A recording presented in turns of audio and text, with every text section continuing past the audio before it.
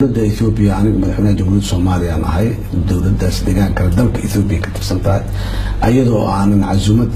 martiqaad aan ka haysanin dowladda dhexe Ethiopia ma aanu matagi karin marka ra'iisul wasaaraha Ethiopia ayaa martiqaadkaas loo fidiyay waxa tahay madaxweynaha ugu horeeyay Soomaaliyeed taga deegaanadaasi diyaaradda Muqdisho ka kacdana si toos ah jigjiga uga degtay dad badan oo Soomaaliyeed waxay aaminsan yihiin dhulkaas inuu yahay dhul Soomaaliya ka maqan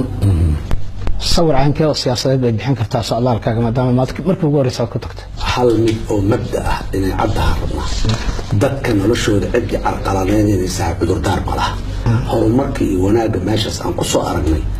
maanta cidda dhayso xoreynayna iyo waa waxaynayna ما رأسنين ما أي سنين إن العرقلة iyo in mushkilada la qabo ma qabno ra'yi siyaasadeed dadka qabana inay wada hadal iyo ra'yigooda ay si nabad ku cabiraan qabna marka dalkaas hadda xoreynayo ra'yi anaga noo yaala ama aan aqbalsanahay ama aan entertain gareynayna marna ma dalkaas xorriyad loo raadinayo dadkaas nolol maanta loo raadinayo oo cid u raadinaysa aan garanayn ninka waxaad ka fiican tahay loo raadiyaa waxaadan adiguba kaga fiicnayn loo ma raadin karo marka deegaankaasi horumar weyn oo lixaad laha ka